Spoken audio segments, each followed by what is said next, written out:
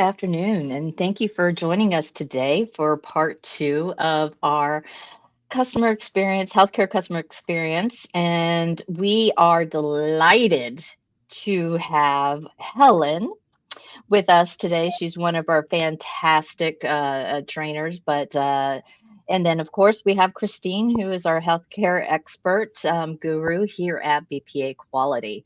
So pretty excited about this session. As always, Helen is a fantastic speaker, and she has such great insight into what we do here on the training and the empathy and vulnerable customers. So without further ado, Helen is going to manage the deck for us today. I'm gonna So drive. if so, take it away, Helen.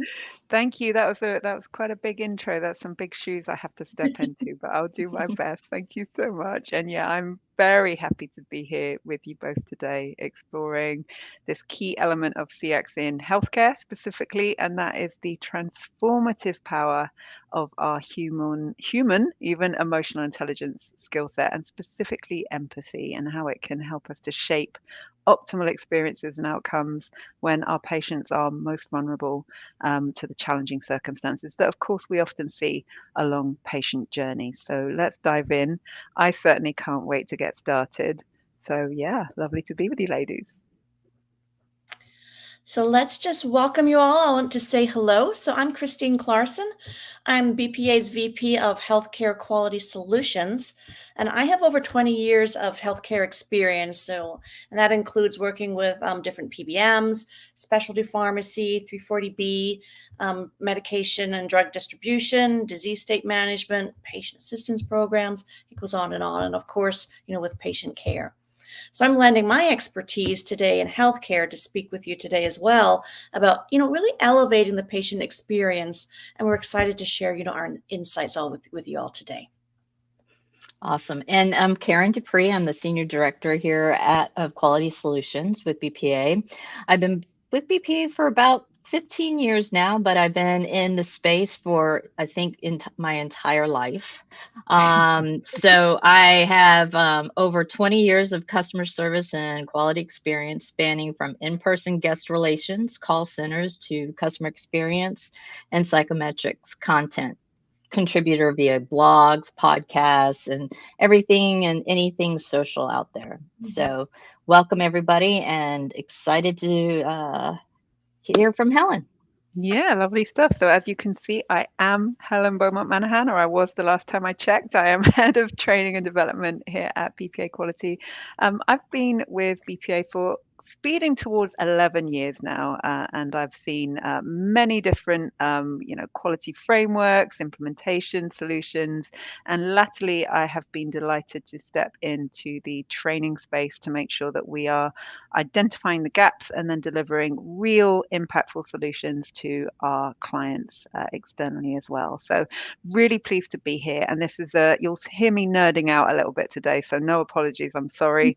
I am a customer contact nerd, quality nerd. And this is a real point of passion for me, talking about everything to do with empathy and how we can level up our emotional intelligence skill set. So very pleased to be with you, CX superstars today, ladies, and thank you for having me on. So, on our menu today, then, we're going to be orienting ourselves, first of all, with a high level view of the current healthcare CX index in the US. You've probably clocked my accent is British, but I am immersed naturally in the healthcare landscape in the US as well.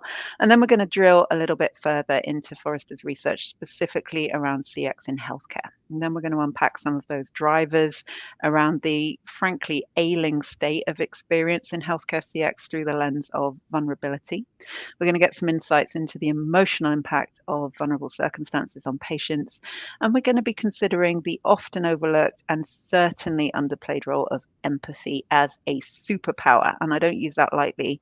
We can all leverage it if we are able to, really do so to boost customer experience in healthcare and then also looking at the negative consequences on the flip side of what we call empathy fatigue, with some practical steps that we're going to be able to take to overcome and mitigate empathy fatigue in our interactions with our patients. And we're going to round all of that out with hopefully actionable tips for you to deliver on the human element, as we call it, for better experiences, better outcomes for patients. And of course, we do love questions, so we're always open for any you might have towards the end of the session. Fantastic. So just to kind of go over our experience so you can understand where we are coming from. So BPA Quality has over 30 years of experience in the space. So we started out as a training company and moved into quality monitoring and everything else that we do for great customer experiences. So we've been named top workplace for multiple years, and with the 30 years in experience, training and consulting. We are also ICF founding members and proud of our CPD, which is the Continuing Professional Development Certification status, member status, that is. Yep. That is all great, Karen. And just want to advise everybody as well, we work with very large, global brands, across, different markets and sectors. And those include, telecom and technology and travel. But of course, we do focus in on healthcare as well. We work to deliver, actionable insights and enhance that customer experience. And we're also fully HIPAA compliant. So without further ado, Helen, take us away. We're very excited about learning more about, the vulnerable patient and empathy. Yeah, absolutely. Me too. So as promised then, thank you, Christine. Thank you, Karen. We're going to start from that really hopefully it's wise, but wide lens viewpoint. And then we're going to drill down and funnel in and get a bit more specific. But this was provided to us quite recently by Forrester's Customer Experience Benchmark Survey. That's an annual report. The survey collects data and it calculates the CX index score. It's based on nearly 100,000 US customers across 223 brands, 13 different industries, and it gives us data to assess CX quality, understand how CX is impacting loyalty intentions, also gives us data to prioritize improvements. And what is it telling us in 2024? Well, unfortunately, it's saying that US consumers are having, on average, the worst experiences in a decade. So this ratings decline is highlighted there by Rick Parrish. He's Forrester's VP and Research Director, and it clearly spells bad news for CX across industries. There's no bones about it. And he went on to observe that brands want to create better experiences, and they do realize that putting the customer at the center of businesses is the way to do it. But clearly, there's a disconnect here. We're seeing businesses struggle with the scale of change that achieving real customer centricity demands of us, even though there's a huge amount at stake for those who can implement changes. Even minor improvements to customer experience quality can add tens of millions of dollars of revenue to the balance sheet. It gives us lowered customer churn and increases market share. So very important, very high stakes. Hopefully that's a broad brush picture that we've painted here. Let's turn our attention to what the same CX index has to show us in the healthcare sector. And as we can see here, nearly 1/3 of the industry earned poor ratings for CX in the recent Forrester report. So we can see that in healthcare, the picture for overall satisfaction is even less rosy. Health insurers' average CX index score in 2024 has dropped to a 5-year low. It now sits at 66.6 out of 100, and that's the third consecutive year of decline. So that's down from an average industry peak of 70.2 out of 100 back in 2021. And now this score, sorry, go ahead. I think I can hear somebody going to chime in. And I just don't think this is surprising either, Helen, because I think we have all been seeing this. I think everybody on this call as well has kind of been seeing the decline and, recognize that these numbers are, not where they need to be. Absolutely. Yeah. I mean, clear it's indexing at a 5-year low. 1/3 of the industry earned poor ratings in the report. And it's worth mentioning that even just 2 years ago, market ratings were averaging at the okay level. There were no brands in the poor category. So Mhm. you're right. I think this is congruent with Yeah. what we would expect to see. Sadly, let's not make any bones about it. I mean, last year one brand slipped into the rating of poor, and this year sees five health Mhm. insurance brands dipping to that poor rating. So a bitter pill to swallow, if you'll excuse that terrible pun. But it is telling us, in no uncertain terms, like you say, Christine, that the sector is failing to meet our Failing. customers' Mhm. expectations. But the And good that's news around. is we can do something about it. Oh, So, yeah. absolutely. I mean, at first we have to think about like what good looks, sounds, and crucially should Mhm. feel like. That's a bit of a spoiler. And also, I did just want to point out that we're delighted one of our existing clients, we won't name names in the sector, ranks highest in the same report for providing the best customer experience. But, clearly more needs to be done right across the healthcare Yeah. landscape to improve Yeah. the quality of experiences. So let's dive into the whys then of these results to kind of unpack what needs to be done. So the report evaluates customer experience quality, loyalty, other factors. It's using that CX index algorithm to score each of the insurers in the report based on customer feedback, which gives us this average that we can see there of 66.6 out of 100. So why then is CX quality among brands sitting at an all-time low? Well, we've got several factors at play here. We've got an inability to provide seamless customer and employee experiences. We've got underwhelming digital experiences from using chatbots. I'm sure we all have our own Mhm. personal experiences of those. And then consumers' concerns about their personal financial situation, society, and the economy at large. And that's all contributing to the decline. So some whys to unpack there. Yeah. Okay, so let's take a little bit further then. So in addition then to the 10 industry averages, including health insurers that are declining in CX quality over the past year, we can also see that performance has dropped across all three dimensions of CX quality, and those are emotion, ease, and effectiveness. So in 2024, the report tells us that elite brands are evoking on average 25 positive emotions for each negative emotion, but that's down from 29 in the previous year. And so average effectiveness of experiences has fallen and the ease of experience has fallen as well. So it's, a depressing picture, literally depressing right across the board. So Mhm. let's not keep on the depressing track. Let's, use our principles of continuous improvement, which tell us that we should never become complacent when it comes to customer experience ratings. And these results absolutely make that point for us. And the report does tell us, as we can see, that emotion remains the key factor for delivering high levels of CX performance, and that US healthcare brands are struggling to connect emotionally with customers. And I'm sure for Karen and Christine, just like for me and the work that we do and how immersed we are in this, there's no surprise here. So Mhm. today, then, we're going to be tackling the first of these three drivers, CX quality, emotion. And Christine and Karen, am I right? You're going to be maybe picking up on how we can address the other wicked problems of ease and effectiveness in future sessions. Is that right? Yes, we'll be Yes. looking at some more of that to really kind of how to round this all out more. Amazing. I mean, Yeah. if we had like all day, we could we could sit here and just hash this out now. But I think we'll keep it focused on a deep area of expertise, passion for me, which is around emotion. So let's get started with that then. So to double click then on the challenges that are currently faced by healthcare brands in US in achieving emotional connections with our customers, we're going to talk about empathy.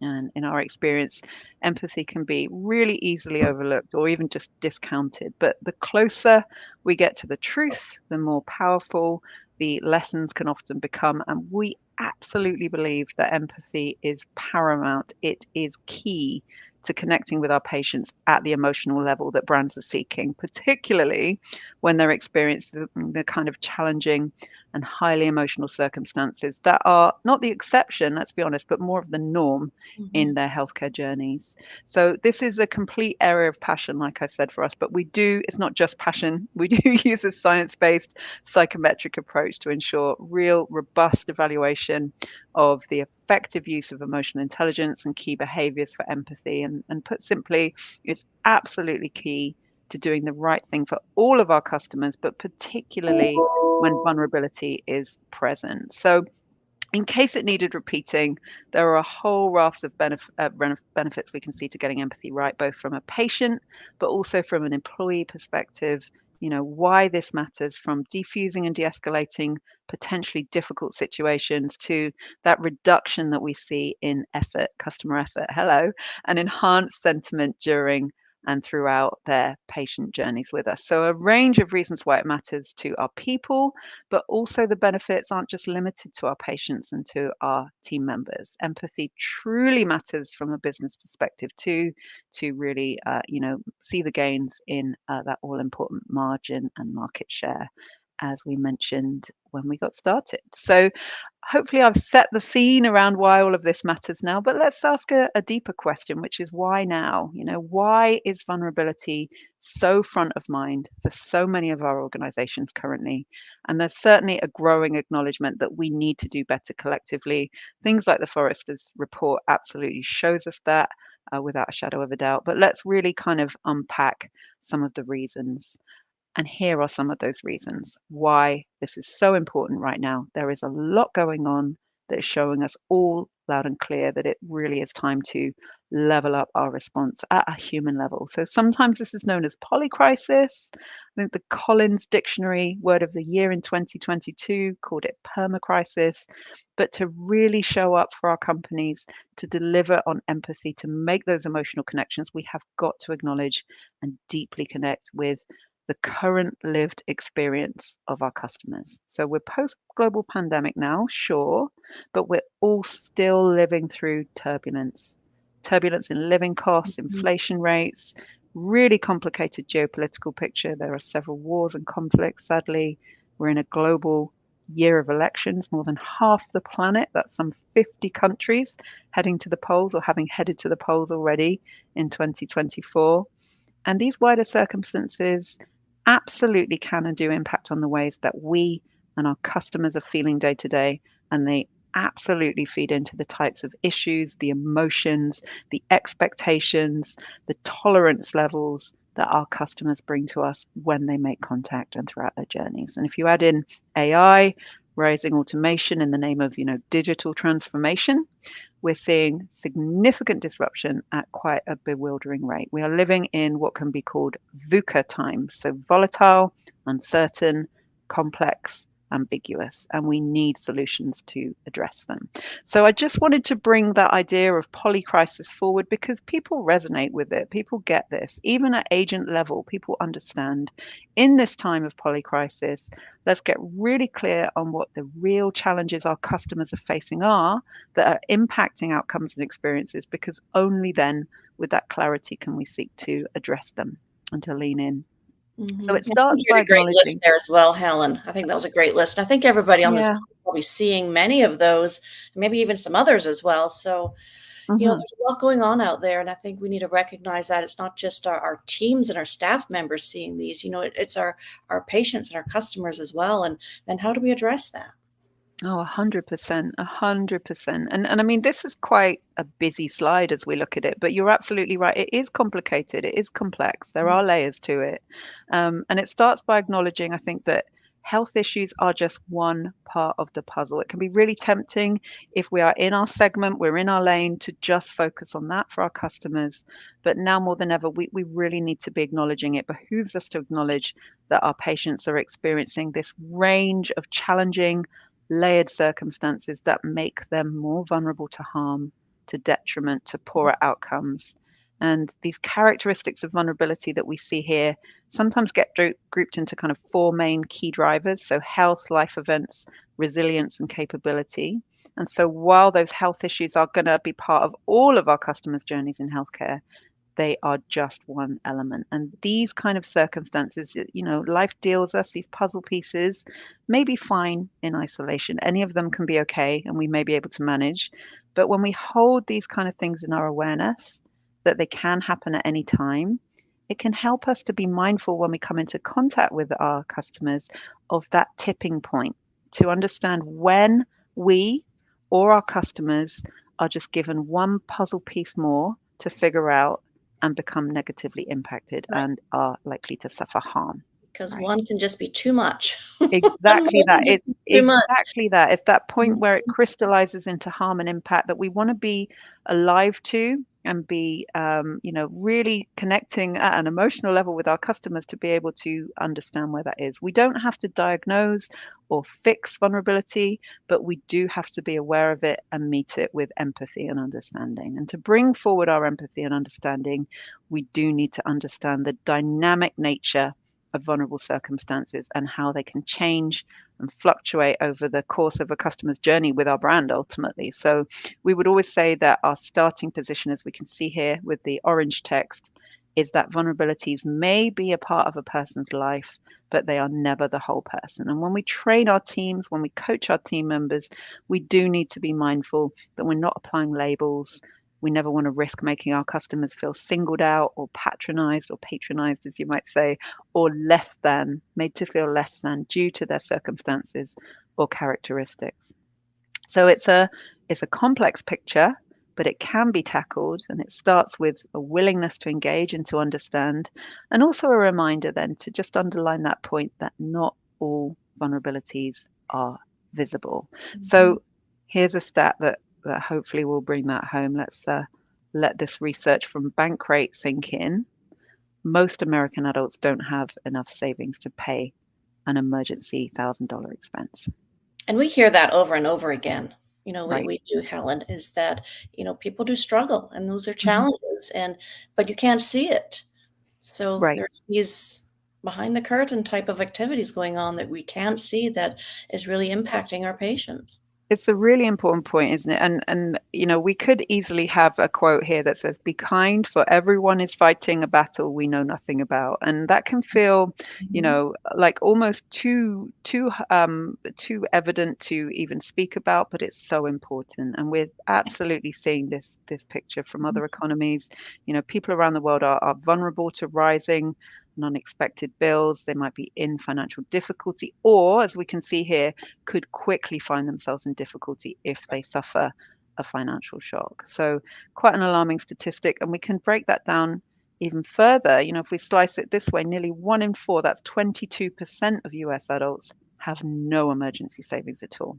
Mhm. So, that's the second lowest percentage in 13 years of polling, and especially bad news given that most Americans said they would need at least 6 months of emergency savings to feel comfortable day to day. And also, more than half of respondents said the current state of their savings is stressing them out. So, like you say, Christine, hidden impacts there, not something that somebody is naturally going to disclose, but Right. absolutely is going to form part of the way that they are and part of the way that they are in relation with us and how they feel about us when they get in contact and Mhm. how they are made to feel.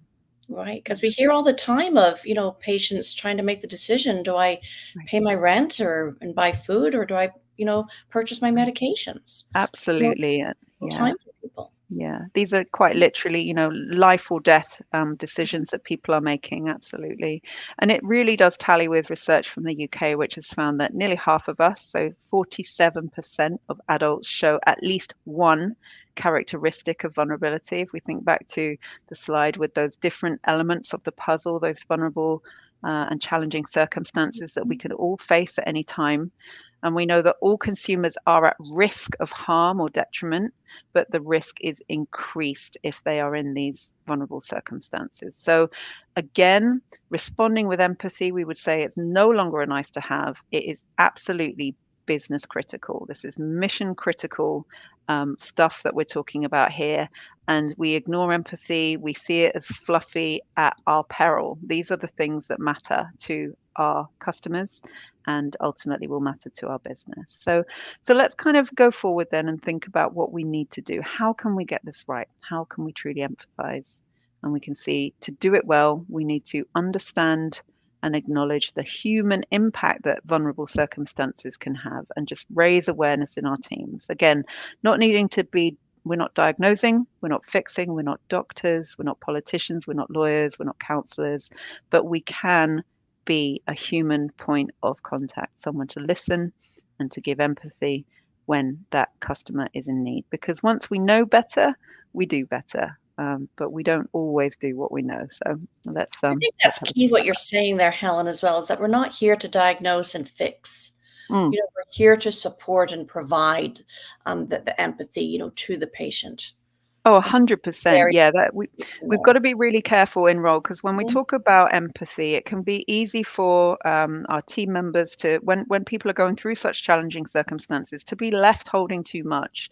So part of being an empathetic problem solver, that's a great point you bring forward, is to really differentiate mhm. between, that spectrum of empathy. Is it pity, sympathy, empathy, compassion? Because we're going from I feel sorry to you for you to I feel moved by you. And that maybe isn't productive in a business context. So we want to focus our efforts on being empathetic problem solvers. If we think back to that idea Mhm. that vulnerability is a problem that somebody doesn't quite know how to solve, we can be helping them with that puzzle. So we're not there, Right. we're not duty bound to Mhm. solve everything for them, but we can certainly, give them information, communicate with them in a way that lets them know that we care, and we want to guide them to the right outcome Right. And ultimately. that's a great thing to empathize there as well, is empathy is not just saying sorry. You're not Oh, not just going to be absolutely on the not. phone and say, "Well, I'm just really sorry. I've shown empathy."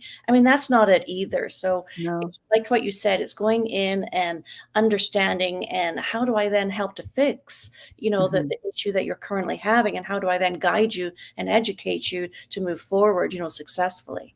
That's a really powerful point you bring forward, isn't it? So often, in low maturity kind of, quality frameworks, we'll see like the empathy is, did they say sorry? And, we'll say, well, they passed empathy because there was no Mhm. need to say That's sorry, right. or they did say sorry. But, when somebody shares a really tricky circumstance and the patient care advisor says, coordinator says, sorry to hear that. What's your account number, please? It's very different, isn't it? It's lost, To yeah. yeah, exactly. And Mhm. so just to come back to this idea then of deeply understanding what we mean by vulnerability and the changing dynamic nature of vulnerable circumstances, we've got this really useful lens to really understand that changing nature and the impact that vulnerability can have, the variable risk of harm, is again through this idea from the FCA in the UK of the spectrum of risk. So it's a great model, and it's the concept that all our customers, all of us, are somewhere on this spectrum, all, nearly 8 billion of us on the planet at any given point in our lives. And we are all at risk of becoming susceptible to harm. But that risk gets increased if we have characteristics of vulnerability. And as we know, life is not static. So life will deal us these extra puzzle pieces.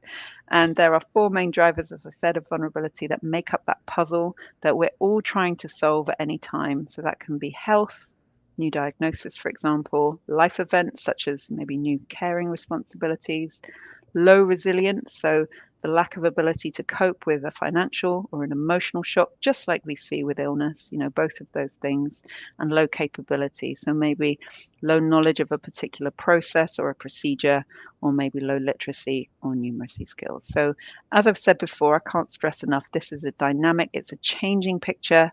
And at any time, any of us can, move towards the pointy end of this spectrum of risk Mhm. and towards the risk of harm. Okay, we can be dealt another part of the puzzle to solve by life. And as we do become more vulnerable, we are more likely to have differentiated needs that demand a flexible, tailored approach from the organizations that we do business with to avoid harm or poorer outcomes.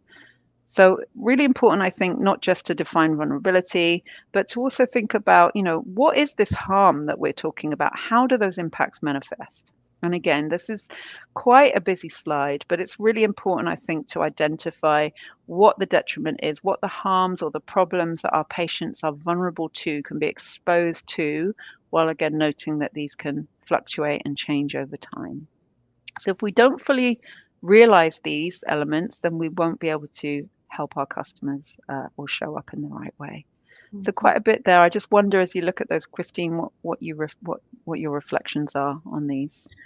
I mean, I just think, that the patients are going through, so much. I mean, it Hmm. might be a new diagnosis. They don't understand it. There's maybe a lot of fear in there with what's going to happen to me, or how am I Right. going to through the therapy. And then there's the whole cost of the therapy. They're looking at, do I need a prior authorization for it? Am I in network for the physicians I want to see? What do I need, letter of medical necessity? I mean, there's a full gambit of administration work that needs to get done. And who's going to do that? Do I do that? Does a physician do it? It's complex, it's cumbersome at times. And a lot of people just don't understand, it's a lack of knowledge there. Right. So then you couple that with, maybe what's going on in their life. They're maybe, managing, an elderly parent. So there's those types of, I got to find care for my elderly father or mother at this time.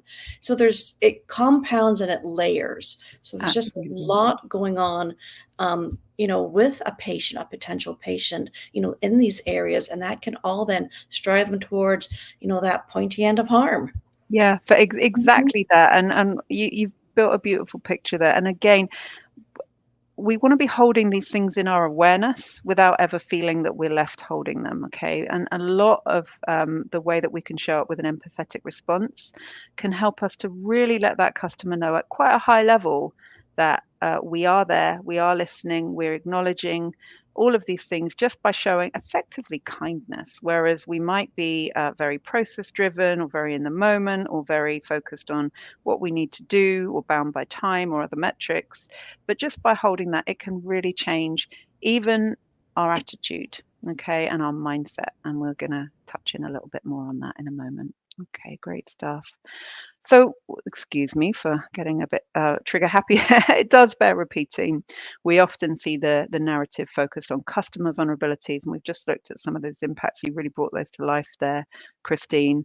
But our people often naturally are going to be facing the same pressures that we've outlined. They're still expected to show up for patients when they could be experiencing similar vulnerable circumstances or supporting someone who does, like you say, with that elderly parent example. And that's so true. I mean, our staff are going through very similar, activities as well, and concerns, with their family or their parents or their own maybe diagnosis or therapy treatments or even financials as well. I mean, maybe their insurance isn't, covering what their needs are as well. So they're having to go through, those protocols and administration protocols, to try and get the medications and the therapies that they need. So, our own staff need to be taken care of as well. Oh, completely. Yeah, it cuts both ways, doesn't it? And to your point about taking care of our staff, customers sometimes do run the risk, I think, of dehumanizing our frontline teams because they simply cannot see the job that they're having to do behind the scenes, and they certainly won't know their circumstances, and they're not trained to be aware of this. So, yeah, as customers bring all of their challenging circumstances, their differentiated needs, to our agents, who, by the way, are being tasked, as we know, more and more frequently with the complex issues because automation and self-service options, if they're doing their job, are deflecting more of the routine interactions. It goes without saying, doesn't it, that it leads to stress, it leads to burnout, and that dreaded empathy fatigue in our staff members. So it's their job to be in service, and especially in these customer facing roles, and they are dealing with multiple complex and often emotionally charged cases every single day. So that's for us to hold in our awareness and think about how we can mitigate that for them, because it matters, right?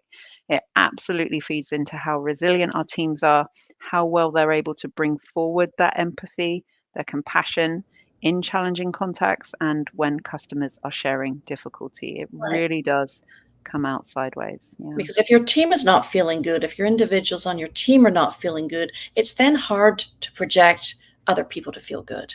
Oh, It 100%. really Yeah. is.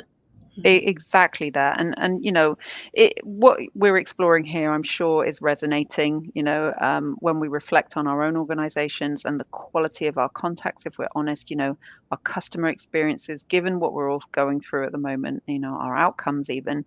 This is just an invitation from me to anyone listening to reflect on what is at stake here. How does it feel when empathy just isn't there? Just like empathy fatigue is a two-way street, and the customer and advisor circumstances are a two-way street. Absolutely, these feelings, when we put our customer hats on, are not alien to us, and this is the human cost of that empathy fatigue. For example, our patient care coordinators and our other customer-facing team I mean, members. you're right. I mean, you just feel like a number. You just feel Right. you don't matter to the company or the organization or to the person you're speaking to. They're just trying to probably get you off the phone as quickly as possible. Exactly that. Mhm. And that's what people report to us when we have our sessions where we really deeply unpack the kind of the scripts and the internal narrative, because it's personal work, right? Mhm. But that stop people leaning in and engaging with empathy.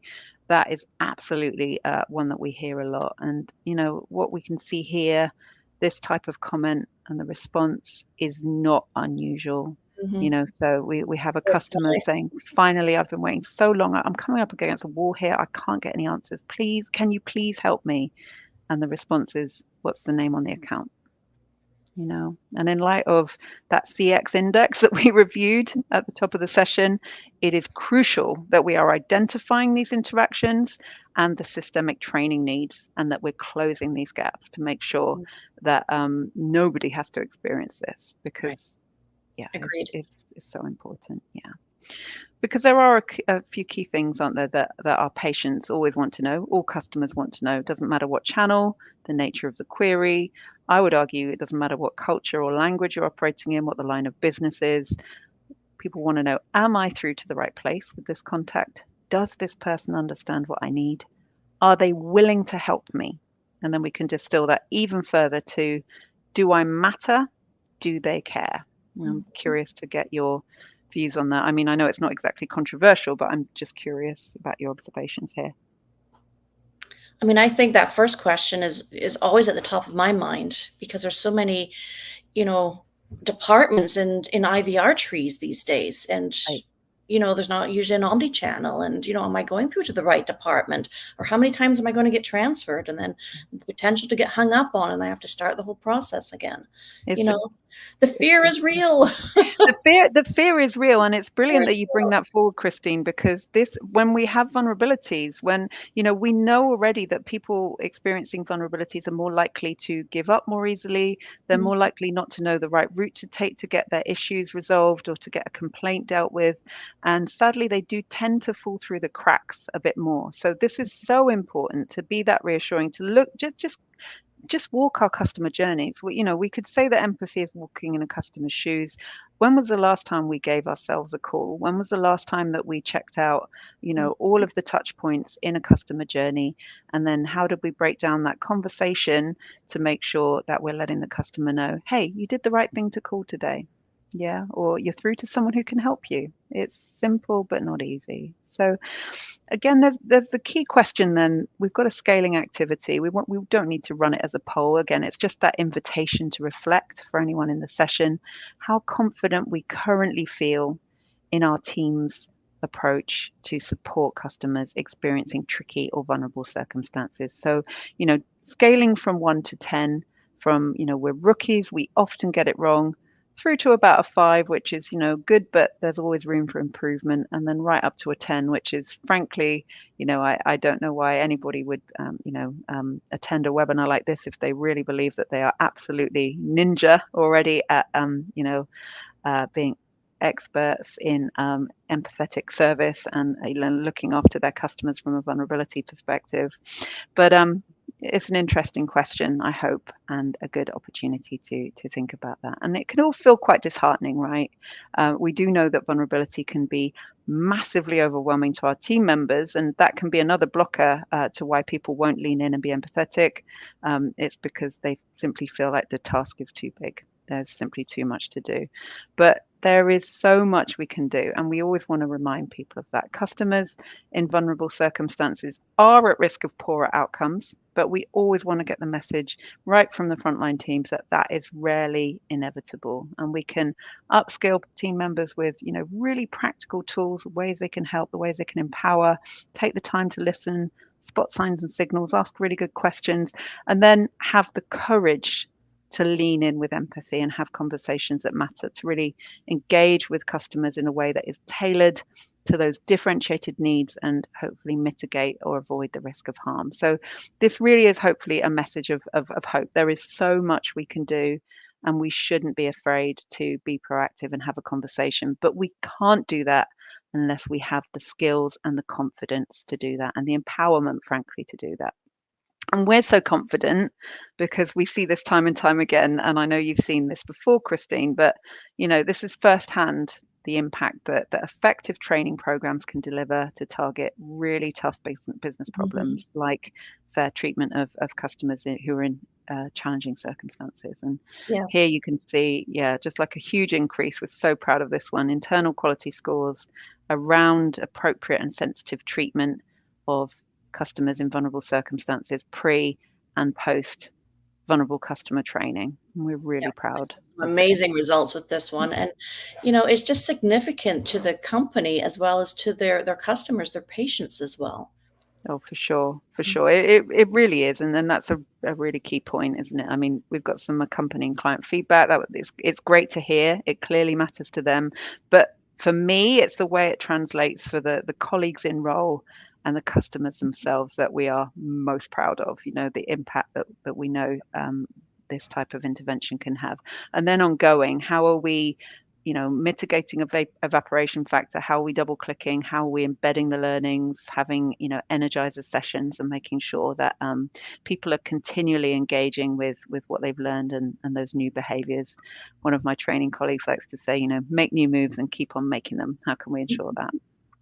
Because empathy is effortful. We have to acknowledge that. It's fair to say that empathy is nothing short of a buzzword at the moment. It's everywhere. It's being pitched as the antidote maybe to AI, which could be artificial intelligence, or as one of my heroes calls it, artificial intimacy.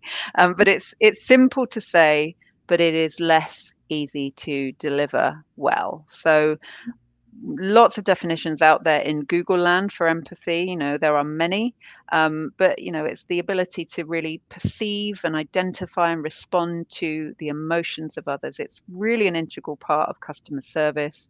And when we imagine ourselves in another situation, we get this kind of automatic shift in our attitude because we have to lower our own defenses in order to do that perspective taking.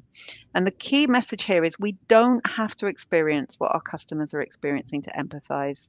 We simply have to listen without judgment Mhm. and connect in with their experience. Even if we don't agree with them, we can always acknowledge they are taking this really hard. This really matters to them. And then we can connect in with that experience. So using empathetic responses does lead to better connection, better emotional de-escalation, creates that safe space for the other person to express their feelings. And this is how we deliver on the emotional disconnect that brands are experiencing, that we're seeing, translating into huge numbers in the wider world of business. And I'll just say it again is, empathy is not just saying you're sorry. Because Absolutely. I want that on a t-shirt. We're not going to get that. I think I'm Uh, gonna get it too. It's not saying that. It is, it's that listening, it's the understanding, it's the recognizing of what they're going through yeah. and, being there to support them through that. It's not always, Mhm. resolving it all, and it's certainly not, just apologizing and saying Mhm. sorry. So empathy, apology can be part of empathy, but it is absolutely not the whole picture. And sometimes Exactly. it's not necessary at all. Mhm. Sometimes there's nothing to apologize for, but we can always connect in with people's experiences.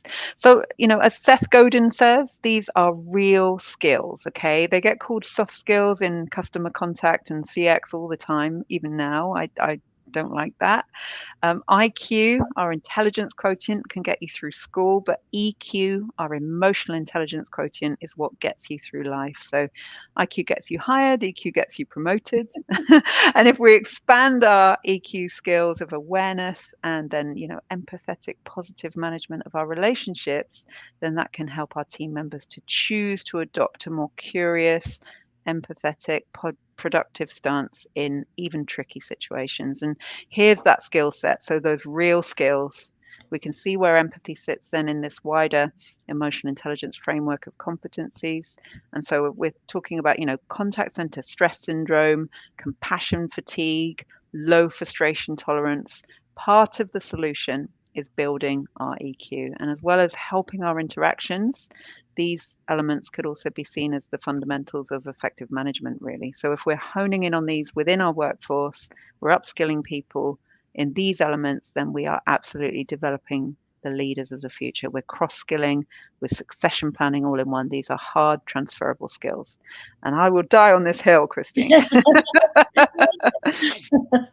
So yeah, so I told you I could nerd out about this all day, but we really do believe so. It's simple but not easy, yeah. But it's always possible to bring forward our empathy, and it's gonna look and sound very different depending on the individual patient and the nature of that contact. And we work with teams to understand communication preferences, to learn their own, and to be able to flex. Is never more important than when a customer's in vulnerable circumstances as well. You know, we're going to let them know that they matter and we care, however that sounds right, genuine, and appropriate in that interaction. So, you know, this is really important. It's a huge part of our skill set, and it's absolutely crucial to achieving good outcomes, particularly when vulnerable circumstances are present. So, to connect them with our customers in tricky circumstances, we need to remember hearts and then smarts. So we lead with the hearts and then go for the smarts. So first we acknowledge that human element, the heart, Mhm. and then we go with the smarts. We fix the head. So first we fix the customer or address the customer, and then and only then do we address the issue. Because we know when the customer feels acknowledged and heard and empathized with, they're more likely to be willing to problem solve, engage with us, and that makes for more productive, more positive interactions, less escalations, higher first contact resolution. What is not to love? So it's really, yeah, Like a it. useful shortcut. Yeah, quite lovely there. And again, another reminder then, there are lots of things that we can say to, you know, acknowledge and reassure our customer with explicit empathy statements. Like you say, it's so much more than saying sorry. Mhm. You know, we can thank you for sharing this with me. You did the right thing to get in touch today. Or like I said, you're through to the right place. No rush. Let's take our time. We can go through some options together. Or I can hear how much this matters to you. That really does sound difficult. I'll be happy to help you today.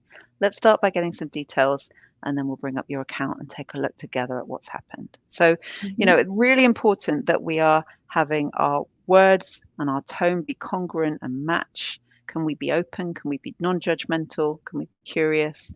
Can we let people know with our, you know, with our presence that we're with them, that we're listening, even when a customer is upset or angry? You know, people get stuck on what's the right thing to say here, what's the script? And of course, there are things that are better to say than others to a customer that's in distress. But really, our mindset comes first and foremost. So when we feel really challenged by empathy, it's really helpful to just dial it back a little bit and think, what's my mindset right now? And can we seek a we mindset rather than a me mindset? So are we collaborative? Are we partnering? Are we tackling the issue together? Or are we stuck in a defensive position where it's me versus them? We're not together in this.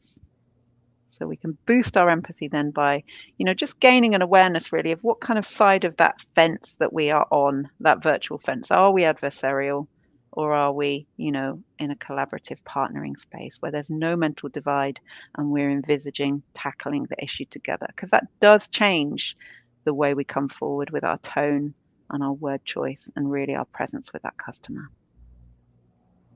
And then, you know, there are a whole range of skill sets we use to develop our empathetic approach and response to our customers. But, you know, spoiler alert, one of the really big ones that we can use is our understanding, which comes from our listening and our questioning. So if our patients don't feel heard or understood, we hear it all the time.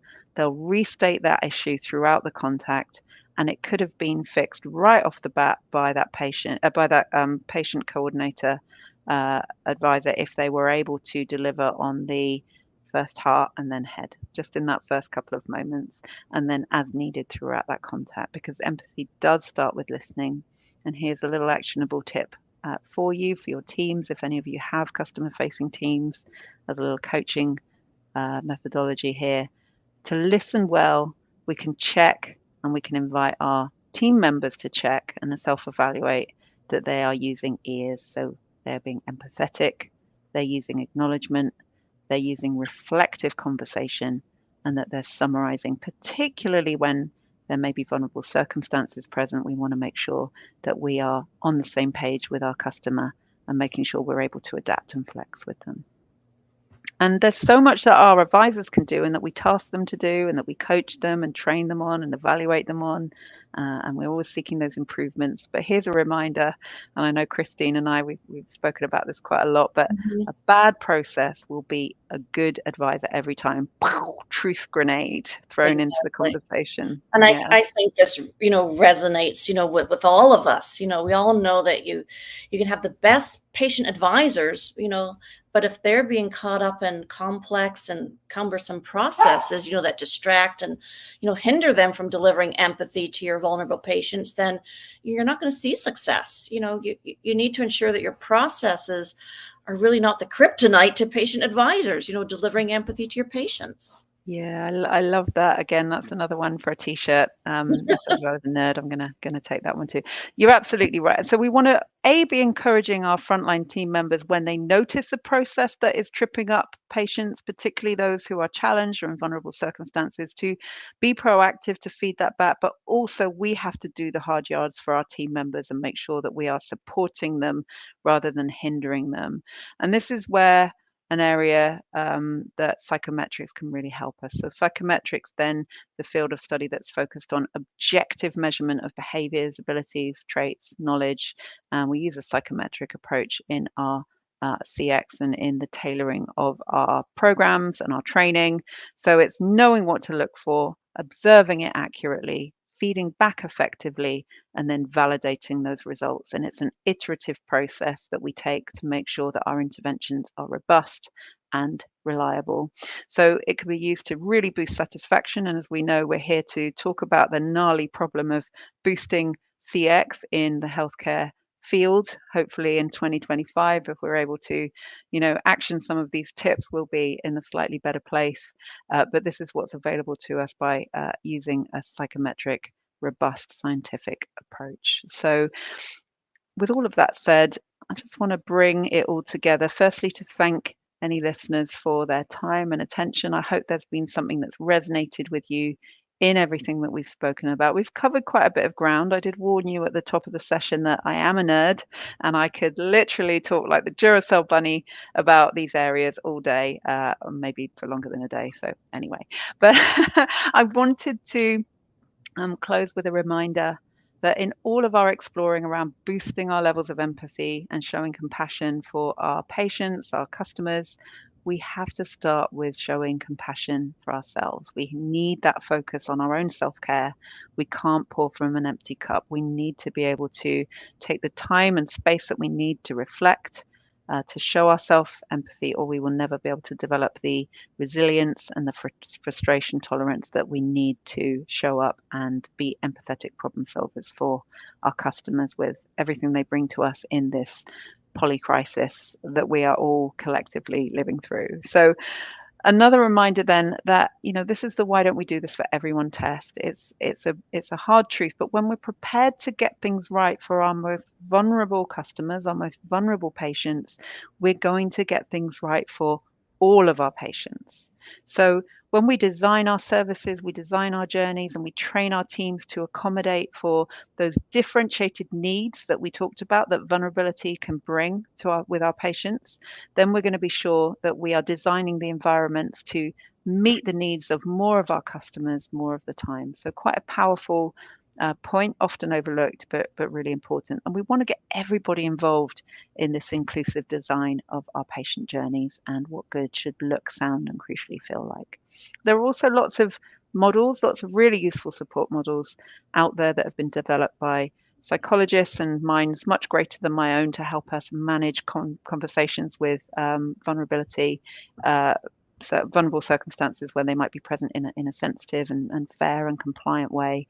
But as well as support models, there are also some real fundamentals, as we've kind of touched upon in this conversation with Christine.